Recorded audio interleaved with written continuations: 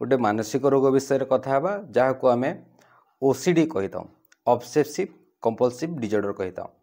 यार माने ऑब्सेसिव माने होची बारंबार थॉट आसीबा बारंबार विचार आसीबा एवं कंपल्सर माने से थॉट को एग्जीक्यूट करिया पे चेष्टा करिया ताको कार्य करिया पे चेष्टा करिया ताको आमे ओसीडी कही था।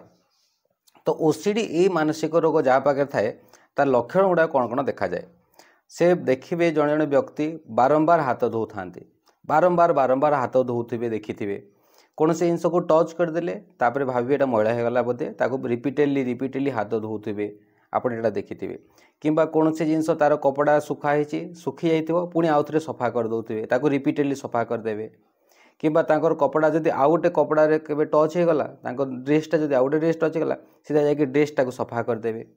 किसी जन ताकर पैसा जो थाए पैसा को जदि टच गला ताको भी धोइबा आरंभ कर दियंती पानी रे।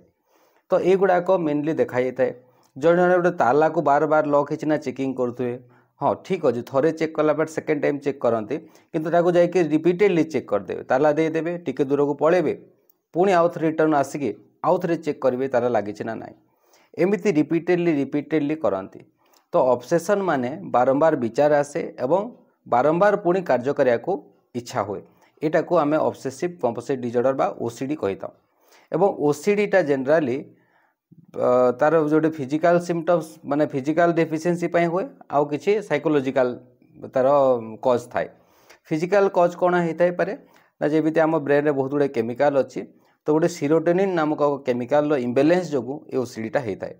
एवं साइकोलॉजिकल कज को जो देखा कौन से गोटे स्ट्रेसफुल इवेंट को जड़े फेस कला एग्जाम रे बहुत फेल हो गला कि गोटे लाइफ रे सेमती गोटे इंसिडेंट को फेस कला देन ऑब्सेसिव कंपल्सिव डिसऑर्डर आसी थाए।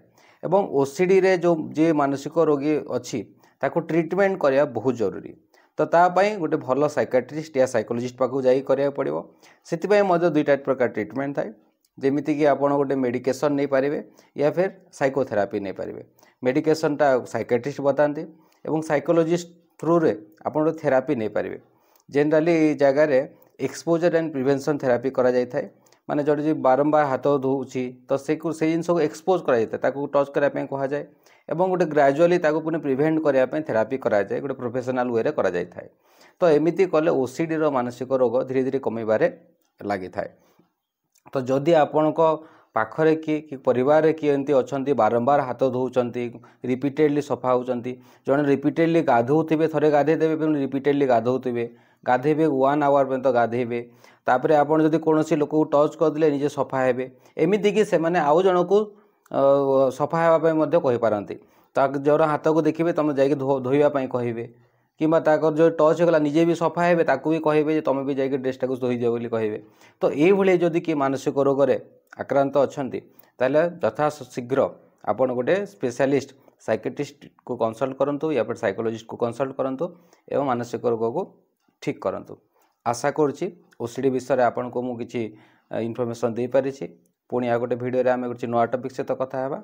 धन्यवाद। एवं आप जदि चैनल रे नुआ आइछन्ति याकु सब्सक्राइब करिवे एवं वीडियो टी भल लागि थाए ताको लाइक करिवे एवं शेयर करिवे।